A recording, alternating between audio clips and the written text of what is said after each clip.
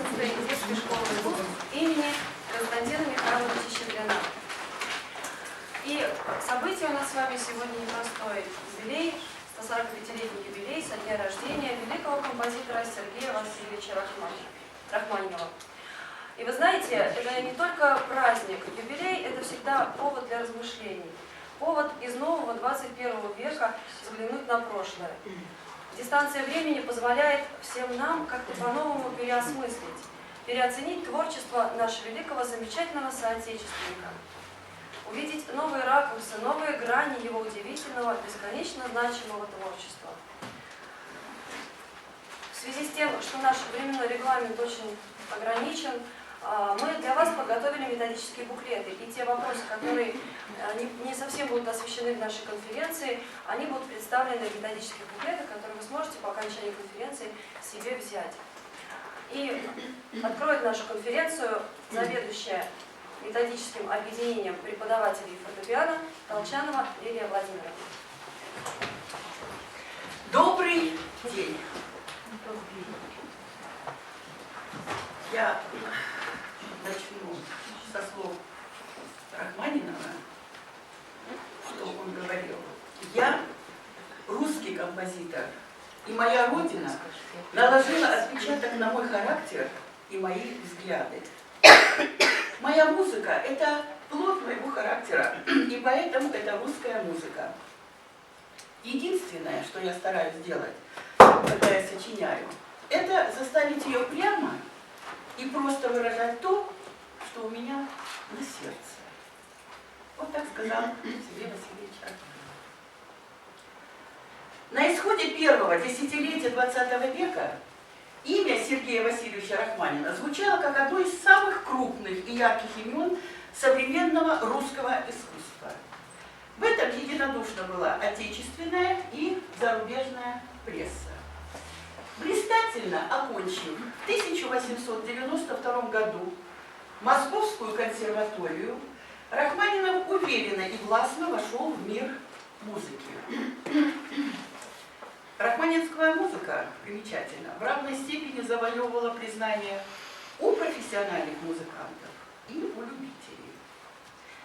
С первых же шагов на композиторском поприще у Рахманинова обнаружилась редкостная разносторонность творческих интересов, потребность высказываться в самых различных жанрах и формах, что говорило о богатстве его художественного мира и даже позволяло усматривать известное средство между рахманиновской творческой индивидуальностью и композиторской натурой Чайковского.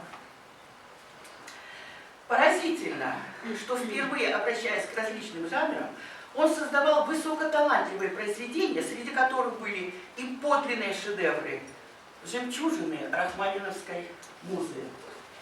Прелюдия до диез минор, романсы «Не пой, красавица», «Молчание ночи тайной», первый фортепианный концерт и, конечно, опера Олега.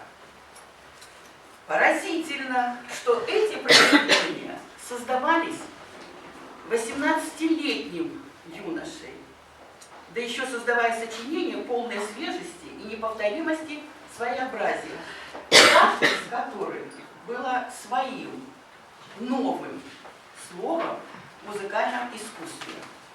Новаторским, по сути, сочинением, явно опередившее свое время в смелом скрещении принципов петербургской и московской композиторских школ, является первая симфония, созданная в 1895 году 22-летним композитором.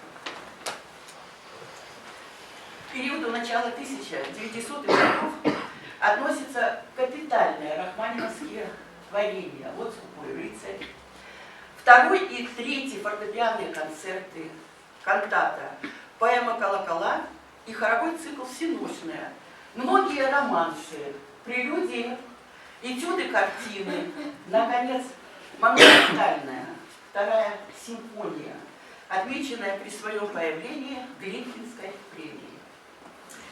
1917-1925 годы жизнь за рубежом можно назвать трагической полосой музыкальной биографии. После отъезда композитора из России внезапно иссяк мощный поток рахманинской музыки. Творчество композитора лишилось питательных соков родной почвы, воздуха Родины. Лишь в сочинениях 1930-х годов «Рапсодия на тему Паганини», «Третья симфония», «Симфонические танцы» вновь жили дорогие Рахманинову образы Родины. Но они выступили уже в новом идейно-смысловом и стилистическом контексте. А вот творческая направленность и эстетические позиции композитора остались такими же, как в центральный период с 1900 по 1917 год. На эти же годы приходится и возникновение славы Рахманинова как гениального пианиста и гениального дирижера. Исполнительское искусство великого русского музыканта обладало удивительнейшей всеобщностью воздействия. Оно завоевывало и широкую публику, и профессионалов, причем последних, без различия партий и направлений. Критика от неповторимой особенностью Рахманинова исполнителя была его способность проникать в душу подлинника, магически оживлять созданные другими творцами музыкальные образы. Вот одно из свидетельств современников. Его интерпретации других авторов дают подчас иллюзию, будто он сам сочинял исполняемое. Его исполнение всегда творчественно, всегда как бы авторское и всегда как бы в первый раз. Он будто импровизирует, слагает неслыханную песню. Соединив в одном лице гениального композитора, великого пианиста и крупнейшего дирижера, Сергей Васильевич Рахманинов, как и Ференц Лист, явил уникальный случай тройственной артистической деятельности, сбалансированной во всех своих проявлениях. Других таких же примеров история музыкального искусства не дает. Общительный склад музыкальной натуры Рахманинова отразился в ряде его высказываний. Суждение Рахманинова о ценности национально-народной основы в композиторском творчестве, о том, что музыка должна идти от сердца и быть обращена к сердцу, об искренности как самом высоком достоинстве всякого искусства.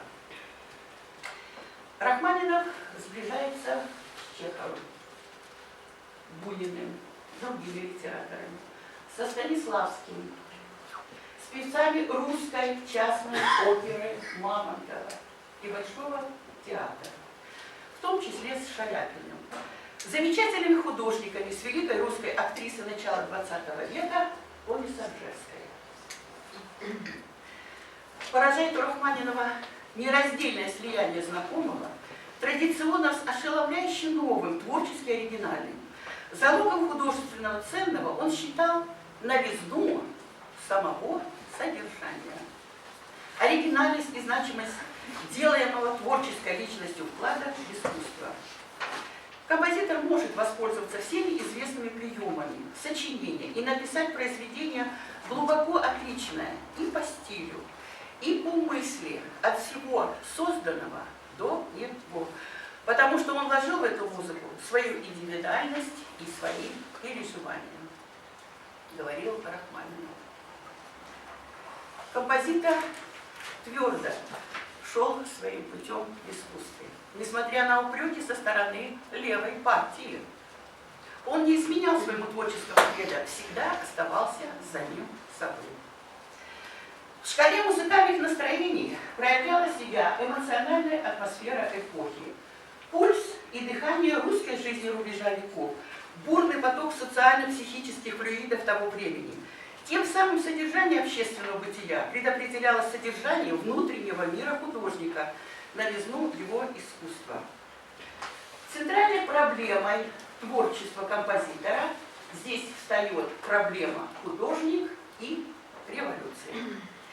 Подъем общественной активности, стремление освободиться от серого прозябания вызвали подъем романтической волны 1890-1900-х годов.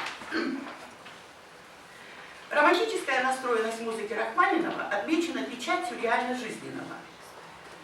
Романтический метод Рахманинова ориентирован на психологический реализм русского искусства XIX века, на традицию творчества Толстого и Чайковского. Его лиризм проникнут не сугубо личностным, но общезначимым мироощущением. Достаточно вспомнить всечеловечески ликующие генические заключения об апофеозах рахманиновских концертов 2 и 3.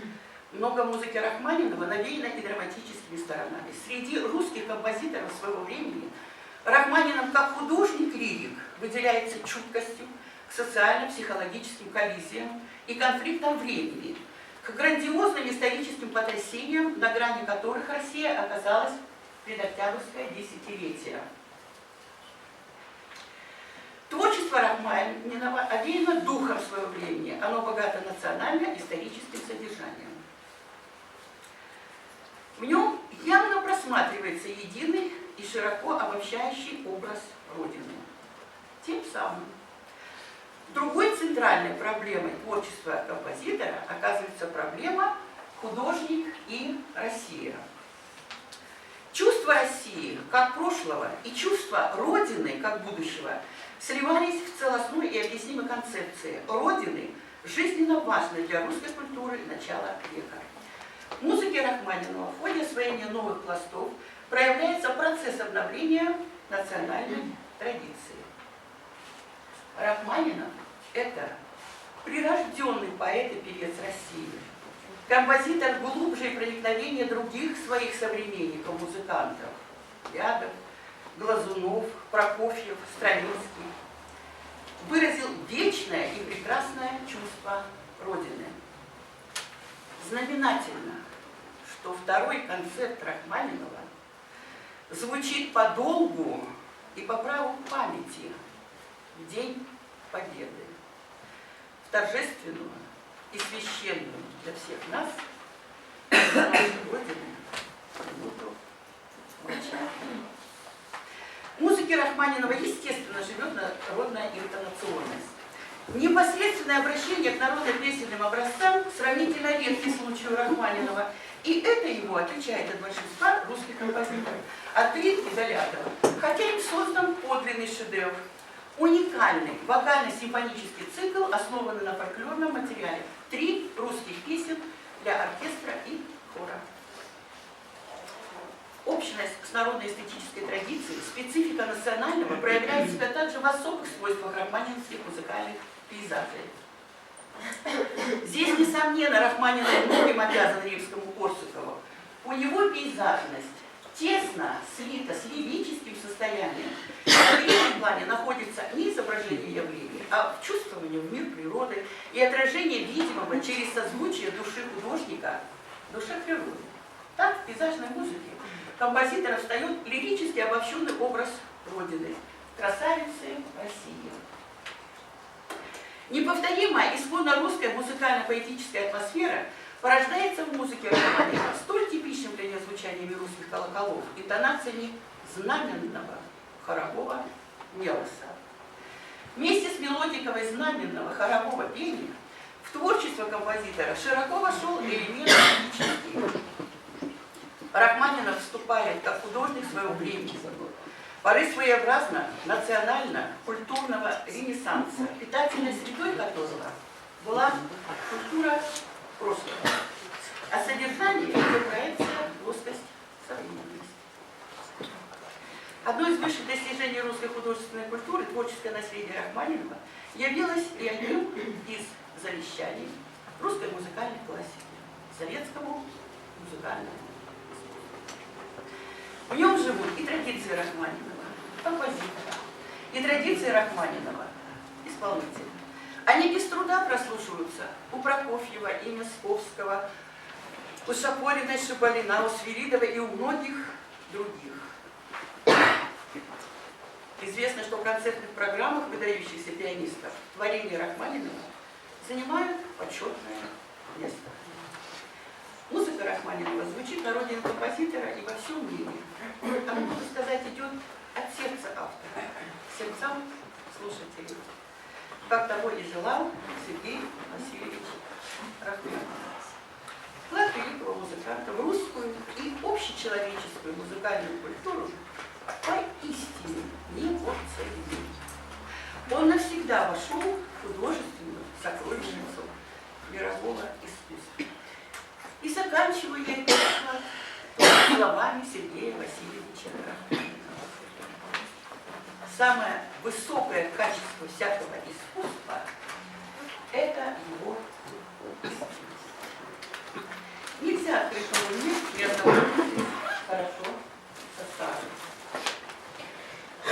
Музыка должна прежде всего вызывать к себе любовь.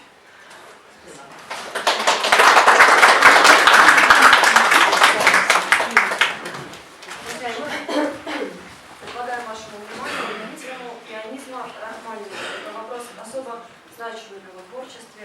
Вопрос «Стилевая идентичность» произведений Сергея Васильевича Рахманинова. Встречаем Светлана Борисовна Похвального, преподаватель отделения фортепиано. Добрый день, дорогие коллеги. Россию называют родиной пианизма. Эта мысль получила распространение уже в 20 веке, когда появились средства звукозаписи, необычайно раздвинувшие сферу влияния исполнительства и позволившие глубже изучать и сравнивать творчество разных школ. Стало ясно, что одно из течений пианизма, у истоков которого стояла крупная личность русского композитора, дало исключительно жизнетворную струю в фортепианном искусстве, оттеснившую многие другие. Как гордая вершина возвысилась у входа в 20 век фигура этого художника. Художника-музыканта, гласно предвещая исполнительский стиль предыдущего. Имя этого художника Сергей Рахманинов. Гениальный пианист, первый великий русский дирижер, неповторимый композитор. В ком еще из русских музыкантов с такой властной силой воплощался этот триединый дар? Когда задумываешься о причинах неувидаемой свежести музыки Рахманинова, гипнотическом влиянии его исполнительского стиля, мысленно останавливаешься на феномене этого рахманинского триединства. Щедрая фантазия музыканта-творца, помноженная на динамическую смелость масштабного пианиста и властную пластику дирижерского мышления. Именно это соединение сделало личность Рахманинова, человека и художника, столь осязаемой в его музыке.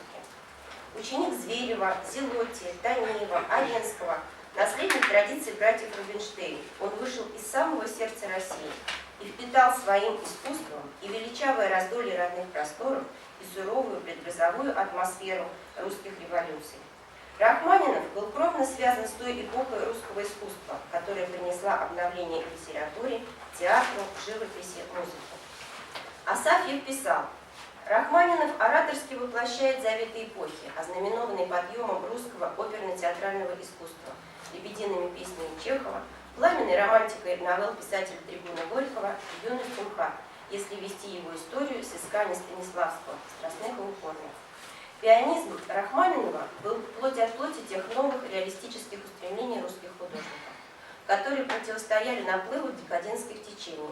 Это была борьба за правду интонации, сближавшая музыкантов с деятелями оперного и драматического театра. Рахманинов здесь шел одной дорогой с Шаляпиным. Как известно, дружба двух корифеев русского исполнительства, продолжавшаяся всю жизнь, началась еще в молодые годы, в пору первых спектаклей частной оперы Саввы Мамонтова, когда молодой дирижер Сергей Рахманинов разучивал с Федором Шаляпиным, обоим в ту пору было по 25 лет, его в будущем знаменитые оперные партии, в частности Бориса Годунова, и даже преподавал ему музыкально-теоретические предметы. Позднее Рахманинов многократно выступал с Шаляпиным как дирижер и как пианист, вызывая восхищение не только у музыкантов, но и у друзей писателей. Нет сомнений, что влияние исполнительского интонирования музыки двух замечательных артистов-современников было взаимно. А вот еще кто их знает, вспоминал Блуменфельд, Шаляпин ему или Рахманинов Шаляпину внушил секрет одухотворенности любого интервала. Великая традиция русской песенности распустилась новым весенним цветом в искусстве Рахманинова, композитора-пианиста, наполнила его волнующим лиризмом, всепокоряющей русской душевной глубиной. «Озеро в весеннем разливе, русское половодье». Эти слова Репина о музыке Рахманинова рисуют его исполнительский облик. Мелодическая изобретательность, говорил сам Рахманинов, Это главная жизненная цель любого творца музыки, пианиста, композитора. Исполняя фортепианное сочинение, Рахманинов не только пел, но и декламировал, драматизировал, театрализовывал образную суть своих мелодий, добиваясь эффекта единства целого, объединяя все общим режиссерским замыслом. В итоге звучащий образ фортепиано, созданный Рахманиновым, есть воплощенное переживание широты и благодати земных стихий, материального бытия. Фактурные, динамические, регистровые, педальные решения Рахманинова служат передаче цельного, сплошного, наполненного свойства и воплощения бытия. Рахманиновский пианизм отражает стиль большой концертной эстрады, для которой характерна масштабность форм, виртуозность, динамика, рельефность. Несмотря на это, есть пьесы тончайшей филигранной работы. О процессе создания фортепианных произведений сам композитор говорил: «Я нередко убеждался, что короткая фортепианная пьеса причиняла мне всегда гораздо больше мук и ставила передо мной больше проблем, чем симфония или концерт. Когда пишешь для оркестра, само разнообразие инструментальных красок как-то подводит к различным мыслям и эффектам. Когда же я пишу маленькую фортепианную пьесу, я целиком во власти своей тематической идеи, которая должна быть представлена сжато и без отступлений. В конце концов, сказать то, что вы имеете сказать, и сказать это кратко, ясно, немногословно, вот самая трудная задача, стоящая перед художником». Я так понимаю, сейчас вам. Друзья, вашему вниманию оставляем номер Александров Арсений, исполнитель Юбилея Васильевича Рахманинова.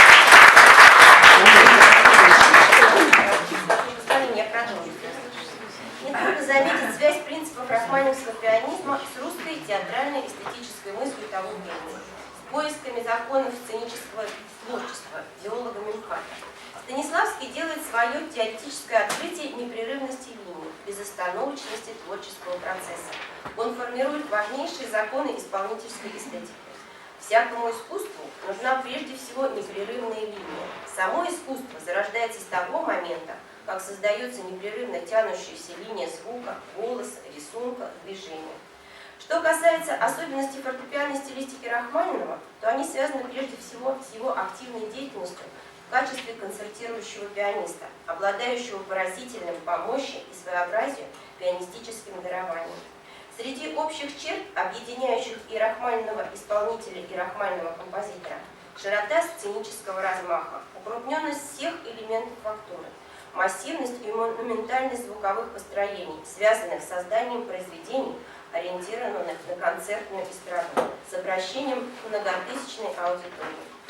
Они концертные, в прямом смысле слова, написаны широким, сочным мазком, предполагают звучание в большом концертном зале для многочисленной аудитории, рассчитаны на высокопрофессиональное исполнение с эстрады, отмечает Брянцева. Однако песенная природа рахманинского пианизма была хоть и ярчайшей, но не принципиально новой чертой русского фортепианного исполнительства. Новаторскую ценность стиля Рахманинова составляли другие особенности его искусства. Те, которые ассоциируются с представлением о рыцарском служении музыки, об исполнительском горении. Рыцарский строгий и суровый облик на эстраде, внутренняя волевая сосредоточенность, сказывавшаяся во всем том, что можно назвать благородством артиста, его соприкосновении с искусством, без тени понебратства. Такой портрет Рахманинова пианиста, каким с первого же момента он запомнился Асафьеву. Рахманинов как пианист и фортепианный композитор принес нового героя, мужественного, волевого, сдержанно сурового, обобщая лучшие черты интеллекта того времени. Этот герой лишен раздвоенности, мистики, он выражает тонкие, благородные, возвышающиеся чувства. Композитор обогатил фортепианную музыку новыми темами – трагической, национально-эпической, пейзажной лирикой, широким спектром лирических состояний, колокольностью. В рахманинском фортепианном монументализме, его по-новому мощной и прочной виртуозности, не знающей промахов и неясностей, таилась громадная воля и устремление. Ясные идеи и твердая целенаправленная энергия пронизывали все. В его игре, полной сжатого, жгучего порыва, звенело напряжение, которое не знало музыкальное мышление XIX века. Напряженность голоса пианиста, доходящая до трагического пафоса, гнева и скорби, и рядом с этим пламенные порывы к радости, половодье чувств, все это в игре Рахманинова словно просвечивало сквозь строгое, спокойно властное, дисциплинирующее созерцание художника-мыслителя, подчиняющего порыв организующему интеллекту. Наконец, черта, которая во многом определила законодательное положение Рахманинова на фортепианном небосклоне нашего столетия – это ритм. Стальная ритмика, как главные действующие доминанты рахманиновского исполнительского таланта, бесспорно, эту особенность пианисту диктовало его дирижерское ощущение музыки. Не случайно, вспоминая Рахманинова за дирижерским пультом, известный советский дирижер Арий Пазовский писал о гениальном рахманиновском ритме. Именно дирижерское начало, заложенное в музыкальной натуре Рахманинова, определило особый, выкованный стиль его пианизма. В Рахманиновом культе ритма было одно из гениальных предвосхищений ритмически обостренного стиля музыки XX века. В сущности, под обаянием могучей творческой личности Рахманинова до сих пор живет Европа и Америка. Пианисты такого масштаба, как Рахманинов, рождаются раз в 100 лет. Рахманинов пианист был кумиром концертной аудитории, покорившей весь мир. Одним из лучших произведений композитора является второй фортепианный концерт. В нем композитор предстает как зрелый, сложившийся мастер с ярко выраженной индивидуальностью и выработанной манерой письма. Второй фортепианный концерт посвящен известному московскому врачу-невропатологу и гипнотизеру Далю, лечению которого способствовало укреплению нервной системы Рахманинова и преодолению душевного кризиса в сложный для композитора период. Трудно указать в музыкальной литературе другое произведение крупной формы, в котором до такой степени доминировало песенно-мелодическое начало. Мелодическая широта, кантиленность основных тем определяют и характерно рахманинский тип развертывания, совершающего плавно и постепенно, почти без цензур и без намерения. Спасибо. Сергей Васильевич Рахманинов. Концерт номер 2 для фортепиано с оркестром. Исполняют преподаватели Алексинской детской школы искусств имени Константина Михайловича Щедрина, Светлана Анатольевна Егорская, Константин Генрихович Хачатурян. Первая часть.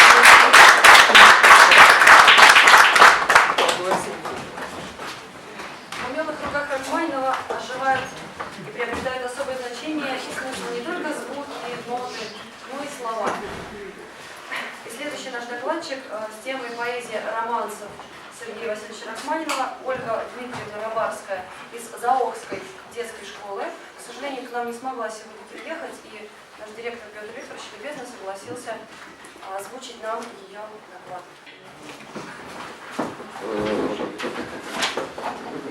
Романс Рахманинова. По своей популярности соперничает с его фортепианными произведениями, вдохновением для создания романсов он, естественно, черпал в русской поэзии. Большая часть написаны тексты русских поэтов лирики второй половины XIX и рубежа XX веков, а часть на слова поэтов первой половины XIX века: Пушкин, Кольцов, Шевченко, ну, естественно, русский перевод и другие. Рахманинов. Меня очень вдохновляет поэзия. После музыки я больше всего люблю поэзию. У меня всегда под рукой стихи. Поэзия вдохновляет музыку. Ибо в самой поэзии много музыки. Они как сестры-близнецы. Вдохновенным поэтом звуков называют Сергея Васильевича Рахманинова все, кто слышал его произведения, кому было знакомо его исполнительское мастерство.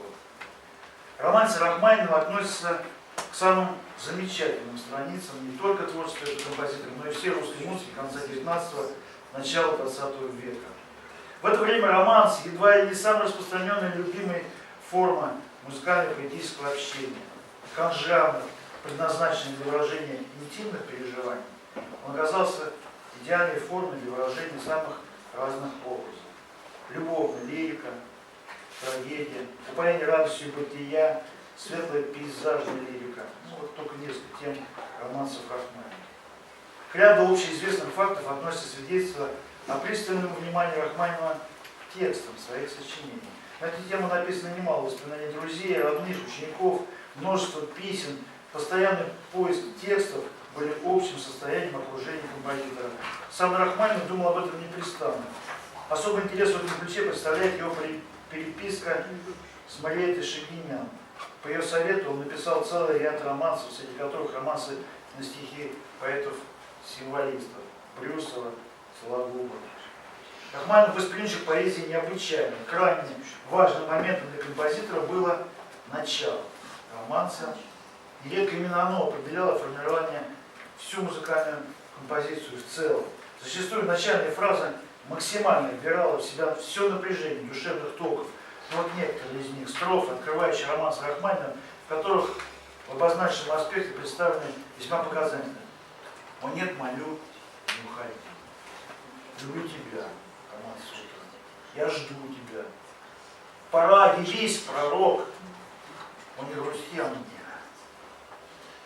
Принято считать, что тексты, к которым обращался Рахманинов, зачастую далеки от шедевров и относятся к поэзии второго плана.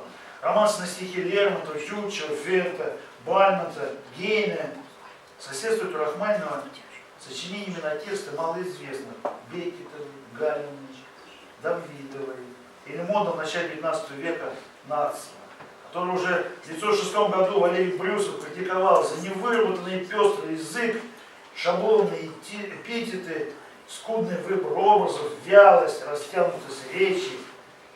Учитывая упомянутую выше необыкновенную чуткость композитора к поэтическому тексту, такой выбор может показаться парадоксальным.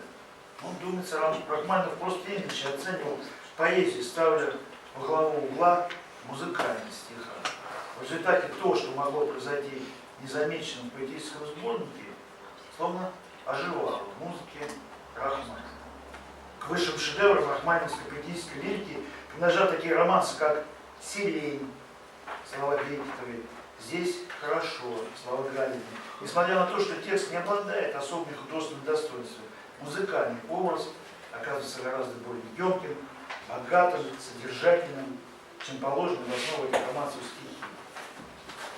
Для композитора важным является не столько прямой смысл слов, сколько то невысказанное и до конца невыразимое с их помощью, что может быть скорее угадано и воспринято внутренним чувством, нежели прочитано в стихотворных строках. Роман «Сирень» воспринимается как своего рода эмблема рахманиновской светлой весенней лирики. И действительно, музыка его отличается особой благоуханной свежестью и поэтичностью выражения. Исходным моментом служит здесь ровная, струящаяся фигура аккомпанемента, ассоциирующиеся то ли с легким дуновением ветерка, колышущим ветви цветущих кустов, то ли с рейнем ароматов в прозрачном весеннем воздухе. И именно эта многозначность и неопределенность образных ассоциаций характерна для пейзажной звукописи Рахманинова. Романс «Молчание, но читай» стихи Феда посвящен Вере Коломне, в которой был влюблен юный Рахманинов. Свидетельство этой первой любви Рахманинов служит 100 любовных писем Рахманинова к ней. Слова и музыка этого романса столь интимны и откровенны, что защищает, заставляет учащенно биться людские сердца уже многие десятилетия. В 1983 году Сергей Рахманинов написал изумительный романс, который, будучи услышан хоть раз, остается с человеком навсегда. Это романс на стихи Александра Пушкина «Не пой, красавица, при мне». Для своих романсов Сергей Васильевич выбирал такие стихи, которые были близки ему по духу, вызывали в нем сердечный порыв и желание воплотить слова в музыку. Пушкинские стихи он читал и перечитывал, пока не выучил наизусть, воспринимал уже как единое целое с музыкой, родившийся под влиянием поэтического гения. 20-летний композитор посвятил один из романсов Наташи Сатиной, своей двоюродной сестре, ставшим в дальнейшем его женой. За 25 лет творчества в России, с 891 по 917, Рахманинов написал более 80 романсов, а за последующие четверть века, сегодня мы уже слышали об этом, за границей, с 17 по 43 он не создал ни одного. Из 80 романсов Рахманинова, собранных в трехтомном каталоге, 66 имеют точный адрес – посвящение. Только 13 романсов Рахманинова не имеют посвящения. Среди них особняком стоит один единственный, самый загадочный роман Рахманинова «Здесь хорошо», посвященный таинственной М. Какие причины заставляли Рахманинова шифровать адресата посвящение одного из самых светлых по настроению своих творений? Написан этот романс на стихи Галины Галиной, настоящее имя Глафира Адольфовна Эйнерлинг. Совершенно особое место в вокальной лирике Рахманинова занимает гениальный вокалист, написанный в 15 году. О связи вокализа с русской протяжной песней говорит широта мелодии, неторопливый, как кажется, бесконечный характер ее развития. Музыка столь выразительна, столь содержательна, что композитор счел возможным отказаться от поэтического текста. Произведение без преувеличения можно назвать русской песней без слов. На фоне размеренных, спокойных аккордов, рояля, у сопрано льется грустная мелодия песни. Голос трактуется композитором как певучий инструмент. Лиза Нежданова, которую Рахманинов посвятил вокалист, вспоминала: это талантливое, прекрасное произведение, написанное с большим художественным вкусом, знанием, произвело сильное впечатление. Когда я высказал ему свое сожаление о том, что в этом произведении нет слов, он это сказал: зачем слова, когда вы своим голосом и исполнением сможете выразить все лучше и значительно больше, чем кто-нибудь словами. Вокальное пение господствует в романсах Рахманинова. Вокальная мелодия является для композитора основным средством раскрытия лирико-психологического содержания и создания обобщенных музыкальных образов. Одна из существенных особенностей романсов Рахманинова – исключительно большая роль и разнообразие фортепианного сопровождения. Фортепианную партию романсов Рахманинова невозможно назвать просто аккомпанементом. Интересно привести замечание композитора по поводу романса «Ночь печальная». Собственно, не ему, то есть певцу, нужно петь, а аккомпаниатору на рояле. Романс Рахманинова волнует своей страстной силой, непосредственностью, чувством, покоряющей искренностью. Это лирическая исповедь композиторов, которые нашли выражение и свойственное ему его творчеству мятежный порыв и невыжимый напор волевых, жизнеутверждающих эмоций рахманиновской половой чувств. В его романсах отражены трагические настроения одиночества и благовейная любовь к природе. Как музыка вдохновительница поэзии, так и поэзия вдохновительница музыки. Читая любимых поэтов Пушкина, Лермонтова, Фета, Тютчева, Бунина, Маякова, Кольцова, Плещеева, Сергей Рахманинов не только не мог оставаться равнодушным, ему просто невозможно было, по его собственным воспоминаниям, удержаться от того, чтобы сразу со сборником в руках не сесть за рояль. И рождалась мелодия. Сергей Васильевич Рахманинов. Не очень печально. Романс о ней печали, никой красавица при мне, полюбил я на печаль свою. Специально для вас поет Евгения Корнова.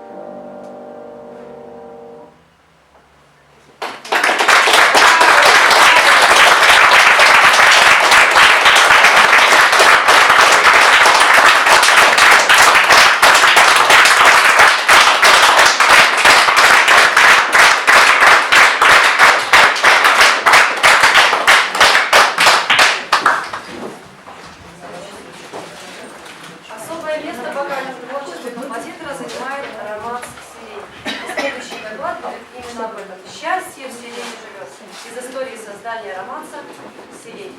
Преподаватель музыкально-теоретического цикла Голованова Людмила Николаевна. Вокальное творчество Сергея Васильевича Рахманинова стало итогом и обобщением пути развития этой сферы русской музыки в XIX веке. Сложные преемственные нити связывают творчество композитора с достижениями его предшественников. Углубленная лирическая экспрессия роднит романса Рахманинова с отдельными опусами Чайковского и имени. Психологическая напряженность лирико-философских монологов является продолжением традиции, ведущей от Гогомышского к Мусоргскому, Чайковскому, а от них к Рахманинову. Вместе с тем, романсы Рахманинова для истории русской музыки стали по многим параметрам новаторскими. Конечно же, прежде всего, это новаторство в сфере вокального мелодизма и исключительно большой роли и разнообразия аккомпанемента. Сам композитор считал, что прекрасное исполнение требует многих глубоких размышлений, а не только совершенного владения клавиатурой. Не следует думать, что цель достигнута, когда сыграны все ноты. В действительности это только начало. Необходимо делать произведение частью самого себя. Каждая нота должна пробуждать в исполнителе своего рода музыкальное сознание истинно художественной миссии. Романсы представляют Рахманинова слушателям с другой стороны своего творческого облика. Это душевная лирика композитора, мир его личных чувств и настроений, закрытых от посторонних глаз. Особенно трепетно композитор подходит к выбору текста будущего романса. Сам Рахманинов писал, не каждое стихотворение может быть романсом, а только то, которое музыкально. Однажды Федор Иванович Шаляпин спросил у Рахманинова: «Растолкуй мне, простому российскому артисту, что такое замечательное в музыке твоей заключается? Отчего на жизнь другими глазами смотреть начинаешь? Любить жажда одолевает, страдать, петь от радости. Описываешь ты в ней события своей жизни или жизнь человеческую вообще? И почему душевную скорбь такой щемяще сладким делаешь?» И что ответил композитор? «Так ты спрашиваешь, что такое музыка моя?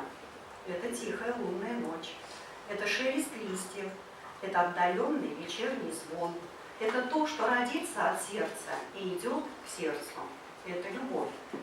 Я пытаюсь заставить музыку передавать просто и прямо то, что я чувствую во время сочинения. Если в моем сердце находится любовь или горечь или религия, эти чувства становятся частью моей музыки». В своих романсах Рахманинов рассказывает о тех минутах, когда человек наслаждается покоем природы или рисует, радуется красоте степи, леса, озера, и музыка становится особенно нежной, светлой, какой-то прозрачной и хрупкой. Особенно это ярко выражено в романсе Рахманинова «Сирень». Как и большинство романсов Рахманинова, «Сирень» очень лаконична. Она кажется короче того, что ожидаешь услышать. И это не недостаток, а одно из достоинств подлинных шедевров. Между тем, это очень важный момент, отличающий романсы Рахманинова от произведений этого жанра у других композиторов. Так, романсы Рахманинова становятся более концентрированы и, как правило, эмоционально более напряженными. Склонность к созерцательному лиризму, длительного погружения в какое-нибудь одно душевное состояние, словно композитор хотел остановить быстро текущее время, одновременно совмещаясь у него с огромной, рвущейся наружу энергией, каждой жаждой активного самоутверждения. Отсюда и сила, и острота контрастов в его музыке. Каждое чувство, каждое душевное состояние он стремился довести до крайней степени выражения. Душа Рахманинова стремилась чаще всего в милую его сердцу Ивановку. Мы еще обратимся к ней на нашей конференции. Картины Родины с березовыми рощами, реками, прудами, цветущей сиренью постоянно томили композитора и навевали грусть. А в иные дни они так ярко вспыхивали в его сознание, что полной музыки, музы и муки, так сказал Осип Мандельштам, он находил успокоение только в музыке, отдавая ей все, чем была полна его душа. Все это описывает Юрий Нагибин в своем рассказе «Сирень».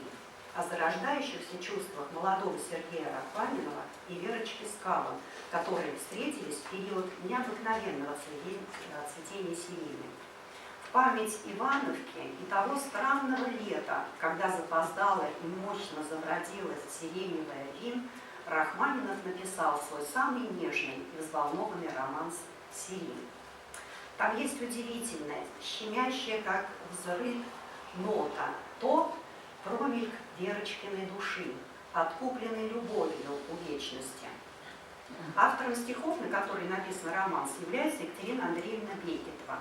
Она была старшей дочерью в семье профессора Бекетова, ректора Московского университета. Любовь к литературе развелась у Екатерины Бекетовой под влиянием родителей, и окончательно ее взгляды оформились во время обучения на высших женских курсах. Екатерина Бекетова, автор известной в свое время повести «Не судьба», оставила о себе память в основном поэтическими произведениями. Ей была свойственна наследованная, видимо, от отца ботаника, тонкая наблюдательность и любовь к природе, которая трансформировалась в удивительно легкие и изящные стихотворные строки. Практически все ее стихи написаны в шахматове. Они навеяны очарованием непревзойденных пейзажей Срединной России. Это шахматовская сирень, шахматовский парк оживают в этих строках. Сирень – одна из самых драгоценных жемчужин рахманиновской лирики. Музыка этого романса отмечена исключительной естественностью и простотой посредством тонких музыкально-живописных элементов. Вся музыкальная ткань романса певуча, мелодична, спокойные, распевные вокальные фразы, непринужденно льются одна за другой. Выразительная фигурация фортепиано ассоциируется с представлением о колеблемой легким ветерком листве. Ощущение покоя возникает и благодаря пентатонической ладовой окраске. Первой исполнительницей романса Рахманинова была удивительная певица Надежда Ивановна Забелла. 19 января 1903 года романсы «Сирень» и «Сумерки» впервые прозвучали со сцены в концерте кружка любителей русской музыки в исполнении Изабеллы, а также в сопровождении самого композитора Сергея Рахманинова. Эти романсы стали для современников олицетворением певицы. Из них «Сирень» займет впоследствии совершенно особое, подобное лейтмотиву, место в жизни Рахманинова Изабеллы. Любопытно, что где бы ни выступала тогда Надежда Ивановна, ее неизменно просили исполнить «Сирень». Интерес публики к этому романсу в начале Серебряного века можно сравнить лишь с популярностью нынешних хитов. Одна из последующих исполнительниц этого романса, Антонина Нежданова, в своих воспоминаниях пишет: «Будучи артисткой Большого театра и выступая в концертах, я обязательно включала в свои программы романсы Рахманинова, исполняя всеми любимые вдохновенные романсы «Сирень», «Здесь хорошо», «Островок». В его романсах масса лирики, подлинного чувства поэзии, правды и искренности. Равнодушно петь их нельзя». Иногда Рахманинов делал транскрипции своих романсов только для фортепиано, исполняя их без вокальной партии. И тогда рояль пел под его волшебными пальцами. И, говорят, ни одной певице не удалось спеть так, как играл и пел свои вещи композитор-пианист. Хочется рассказать замечательную легенду о сирене. Как-то после концерта Сергею Рахманинову прислали букет белой сирени. С тех пор, как гласит легенда, этот благоуханный цветок сопровождал его всю жизнь. В каком бы уголке земного шара музыкант не выступал, кто-то неизменно дарил ему сирень. Когда же Рахманинов в 1918 году навсегда уезжал из России, в купе его ждала ветка ароматных белых гроздей. Говорят, есть такая примета. Если найдешь на сиреневой ветке цветок с 5 лепестками, это принесет тебе счастье. Об этой мечте скромный, нежный, а потому необычайно проникновенный романс «Сирень». Так или иначе, легенда жива, и память на сирени сопровождала пианиста и композитора с юности, когда он впервые был очарован ароматом ивановской сирени в имени Сатина, так и впоследствии в эмиграции. Аббревиатура «Белая сирень» сопровождала каждую записку и послание Рахманинова на концертах. Известно даже, что кто-то из музыкантов, знавших лично белую сирень, открыл ее инкогнито. Сергей Васильевич поблагодарил ее в письме. Она ответила, и завязалась переписка, продолжавшаяся несколько лет, но лично они никогда не встречались. До приезда в Москву Фёкла Яковлевна, так звали Белую Сирень, жила с семьей в Киевской губернии, где она занималась педагогической работой. В связи с поступлением детей в учебные заведения она переехала в Москву. Заботы о семье, отрыв от педагогической деятельности, в которой она очень тосковала, все это переживалось ей очень тяжело. К тому же до приезда в Москву она овдовела. В этот период как-то зашла к ней племянница и начала уговаривать поехать на концерт Рахманинова.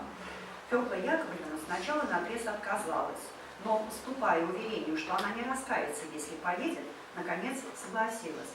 Музыка Рахманинова и его исполнение произвели на нее огромное впечатление и совершенно изменили ее душевное состояние.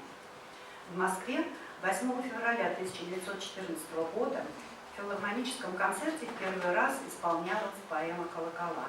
От имени Фёклы Яковлевны в антракте концерта Рахманинову был поднесен дирижерский пульт, украшенный сиренью, и дирижерская палочка из слоновой кости, на ручке которой была вырезана миниатюрная ветка сирени. Сергей Васильевич подарил Фёкле Яковлевне свою рукопись эскизов поэмы «Колокола», которую она еще при жизни передала Государственному музею музыкальной культуры. Уже после смерти великого композитора и музыканта в 1958 году победитель первого международного конкурса имени Чайковского в Москве, молодой американец Ван Клибер, с родины Рахманинов, привез саженец белой сирени в США, и вскоре она расцвела на могиле русского гения под Нью-Йорком. Поутру на заре по росистой траве я пойду свежим утром дышать, и в душистую тень, где теснится сирень, я пойду свое счастье искать.